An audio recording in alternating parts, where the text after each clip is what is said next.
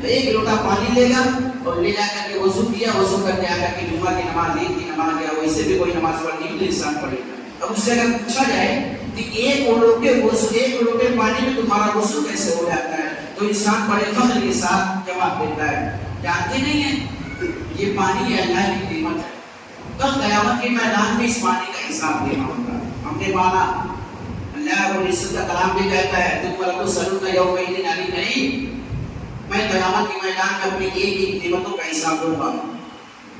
ہم نے مانا کہ اللہ تبارک و تعالیٰ کی نعمت ہے یہ پانی اور اس پانی کا حساب دینا ہے، لیکن جب وضو کرنے کی باری آتی ہے تب ہمیں یاد آتا ہے کہ اس پانی کا حساب دینا ہے، لیکن وہی نوجوان جس نے ایک لوٹے میں وضو کیا ہے، وضو صحیح طریقے سے نہیں ہوا، آ کر کے نماز ادا کر کے چلا جاتا ہے، یہاں سے گیا اور دوسرے دن کہیں مارکیٹ جانا ہے، بائک کو کھڑا کرتا ہے، پورے 1 گھنٹے پکڑ چلا کر کے وہ بائک دھل رہا ہے۔ اپنے نوجوان سے پوچھا، نوجوان تو نے تو بڑے عقل سے کہہ دیا تھا وضو کرنے کے لیے انسان پانی گرائے تو اس پانی کا حساب پروردگار لے گا، لیکن یہ بتا جو 1 گھنٹے سے بائک دھل رہا ہے اس پانی کا حساب خدا نہیں لے گا؟ اس کا بھی تو خدا حساب لے گا، وہ بھی تو اللہ کی نعمت ہے۔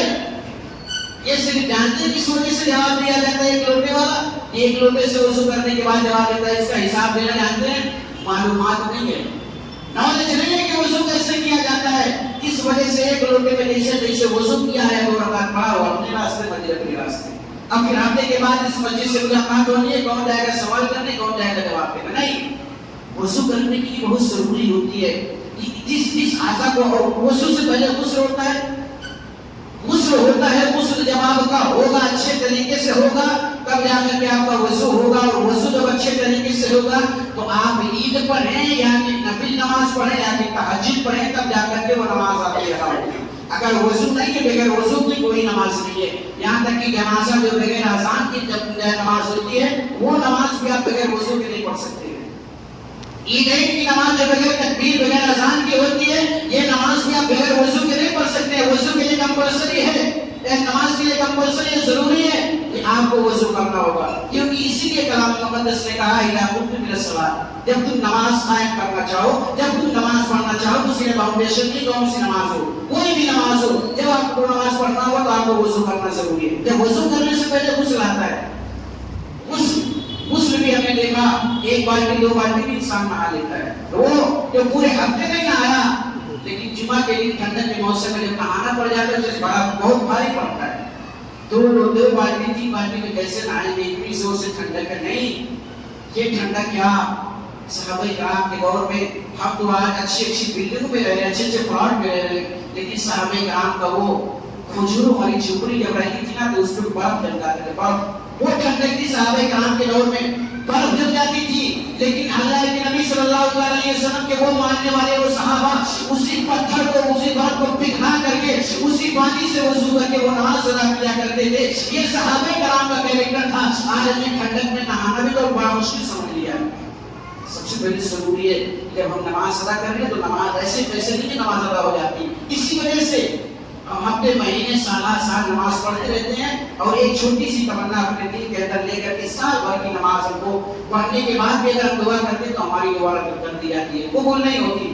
وجہ یہی ہوتی ہے جب ہم اللہ تبارک و تعالیٰ کے قبول ہونے کے لائق کام کریں گے اور اپنی بارگاہ میں تب جا کر کے ہماری دعائیں قبول ہوتی ہیں۔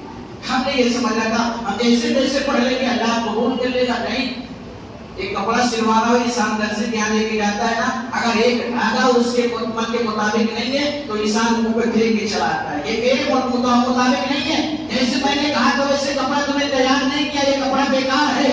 بتاؤ ہم کوئی کے سیدھے اگر نماز پڑھ رہے ہیں تو پروردگار کیسے ہماری نمازوں کو قبول کر لے گا؟ نہیں رب کی بارگاہ میں نماز کی قبولیت کا شرف حاصل کرنے کے لیے ہم کو سب سے پہلے اچھے طریقے سے غسل کرنا ہوگا، اس کے بعد اچھے طریقے سے وضو کرنا ہوگا۔ وضو کرنے کے بعد جب ہم مسجد میں آئیں گے 2 رکعت پڑھیں یا 20 رکعت پڑھیں، اللہ تبارک و تعالیٰ ہر رکعت کا سجدہ رب کی بارگاہ میں قبول ہوگا۔ لیکن ضروری ہے کہ ہم سچے دل سے آئیں، اور مسجدوں میں آج کل اکثر و بیشتر 99% مسجدوں میں وضو خانے بھی بنا دیے گئے۔ اب لوگوں نے یہ سمجھ رکھا کہ اپنے گھر کے پانی سے وضو نہیں ہوتا ہے۔ مسجدوں میں یہ ہینڈ پائپ لگا کر کے یا وضو خانہ بنا کر کے لوگوں کی آسانی کے لیے اگر راستہ بنا دیا گیا نا، حالانکہ یہ جو وضو خانہ ہوتا ہے اگر اس کو اچھے طریقے سے سمجھا جائے تو یہ جانتے ہیں کس کے لیے ہوتا ہے؟ یہ باہر سے آنے والے مسافروں کے لیے ہوتا ہے. جس آبادی میں وہ ہے وہ ان کے لیے نہیں ہے. یہ باہر سے جو لوگ کہیں سے آ رہے ہیں، مسافر آدمی ہیں، ان کے پاس پانی کا بندوبست نہیں ہے، وہ آ کر کے مسجدوں میں وضو کریں، وضو خانے میں جائیں، وضو کرنے کے بعد آ کر کے نماز ادا کریں. لیکن آج 99% مسجدوں میں وضو خانہ بن گیا ہے. اب انسان نے سمجھ لیا ہے گھر کے پانی سے وضو ہوتا ہی نہیں ہے. ایسا نہیں ہے. ایسا نہیں کہ جب ہم نیکی کرنے کا کوئی بھی ارادہ کرتے ہیں نا، اللہ تبارک و تعالیٰ نے کرامن کاتبین، دو فرشتے ہیں جو اللہ تبارک و تعالیٰ نے دائیں اور بائیں بازو پر بٹھا رکھا ہے اپنی قدرت سے. ہر انسان کے دائیں بائیں بازو پر رہتے ہیں وہ کرامن کاتبین. ایک کا نام ہے نیکی، ایک کا کام ہے نیکی لکھنا اور دوسرے کا کام ہے بدی لکھنا. تو جب ہم کوئی بھی نیکی کا ارادہ کرتے ہیں، ایک کام کرنے کا نا، تو وہ داہنی کرنے والا فرشتہ اپنی قلم کو اشارہ کر دیتا ہے. ہم نے نیکی کیا نہیں ہے، صرف دل کے اندر ارادہ کیا ہے کہ ہم نیکی کرنے والے ہیں. یہ دائیں کرنے والا فرشتہ اپنی قلم کو اشارہ کر دیتا ہے، لکھنا شروع کر دیتا ہے. فرشتے کو اور فرشتے ہیں نا، وہ کہتے ہیں ارے بھائی ابھی تیرے نیکی کیا ہی نہیں، آپ نے قلم کو اشارہ کر دیا، نیکی لکھنا اشارہ کر دیا. وہ فرشتہ کہتا ہے کیا نہیں صحیح، لیکن کم از کم ارادہ تو کر لیا ہے. پروردگار عالم کا کہنا ہے جب میرا کوئی بندہ نیکی کرنے کا ارادہ کرے کبھی سے اس کو ثواب دیا جاتا ہے. یہ ہمارا اور آپ کا خوش نصیبہ ہے. ہم بغیر نیکی کیے اگر نیکی کا ارادہ دل میں رکھتے ہیں تب بھی ہمیں ثواب عطا کر دیا جاتا ہے. اور جب بندے مومن گناہ کرنے کا ارادہ کرتا ہے تب یہ بائیں کرنے والا فرشتہ اپنی قلم کو اٹھا لیتا ہے. اے مولا قلم کو چلا دو کیا، اے مولا چیپٹر کو بھر دو کیا، اے مولا قلم کو پورا کر دو کیا. اللہ رب العزت فرماتا ہے اے فرشتے بھی ٹھہر جا، ابھی ٹھہر جا. اس نے گناہ کرنے کا ارادہ کیا ہے، گناہ کیا تو نہیں ہے. جب تک یہ گناہ کرے گا نہیں جب تک اس کے گناہ کو لکھنا نہیں ہے. یہ اللہ تبارک و تعالیٰ کا احسان ہم پر اور آپ پر ہے. ہم نیکی کرنے کا جب ارادہ کرتے ہیں تبھی نیکی لکھ دی جاتی ہے، لیکن گناہ جب تک ہم کرتے نہیں ہیں تب تک گناہ لکھا نہیں جاتا. ہم نے یہ سمجھا کہ مسجدوں کے پانی سے ہی وضو ہوتا ہے، نہیں، گھر کے پانی سے بھی وضو ہو جاتا ہے. اور گھر سے جب وضو کر کے آتے ہیں نا، گھر سے یہاں آئے مسجد میں آئے وضو کیا، جلدی سے رومال سے پوچھا کر کے بیٹھے. اور یہ مسجد ہے، یہ اللہ تبارک و تعالیٰ کا گھر ہے. یہاں کوئی نازیبا حرکت آپ کے ایمان کو برباد کر سکتی ہے.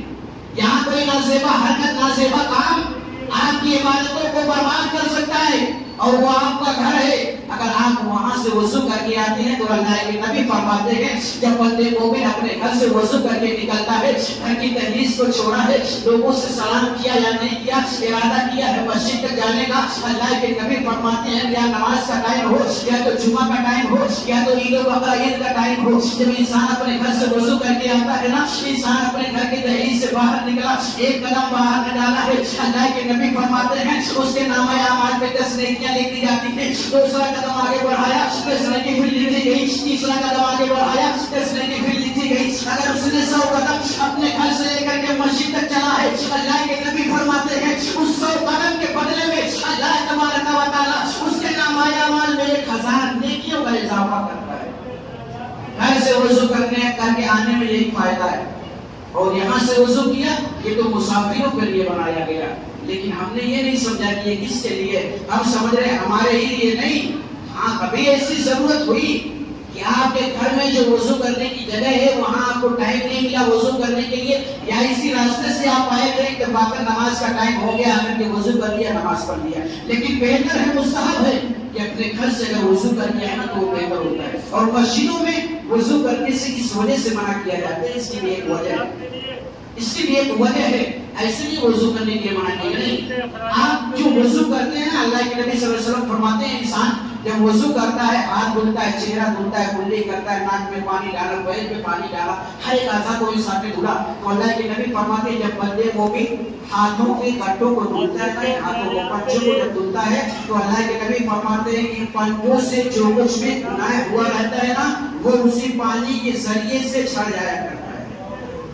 جب انسان کلی کرتا ہے تو زبان سے جو گناہ ہوا رہتا ہے اس پانی کے ذریعے سے وہ چھڑ جاتا ہے. انسان نے ناک میں پانی ڈالا، ناک سے اگر گناہ ہوا ہے اس پانی کے ذریعے سے وہ جھڑ جاتا ہے. انسان نے چہرے پر پانی ڈالا، اللہ کے نبی فرماتے ہیں چہرے سے اگر گناہ ہوا ہے تو وہ پانی کے ذریعے سے جھڑ جاتا ہے۔ سر کا مسح کیا، اگر سر سے گناہ ہوا ہے تو سر اس پانی کے ذریعے سے وہ جھڑ جاتا ہے۔ پیروں کو دھونا اور پیروں سے اگر گناہ ہوا ہے، اللہ کے نبی فرماتے ہیں اس پیر کے پانی کے ذریعے سے وہ انسان کا گناہ جھڑ جاتا ہے۔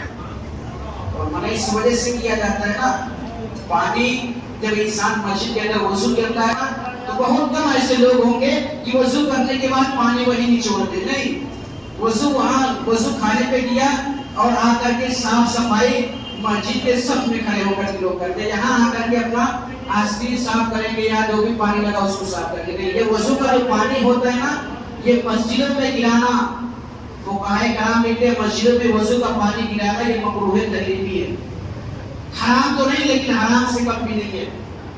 تو اس سے بچنے کے لیے آپ کو کہا جاتا ہے کہ آپ گھر سے وضو کر کے آئیں تو یہ بہتر ہے، اور گھر سے وضو کر کے آنا یہ مستحب ہے، اور گھر سے وضو کر کے آئیں گے تو اتنے قدم چلیں گے ہر قدم پر آپ کو 10 نیکیاں بھی ملیں گی۔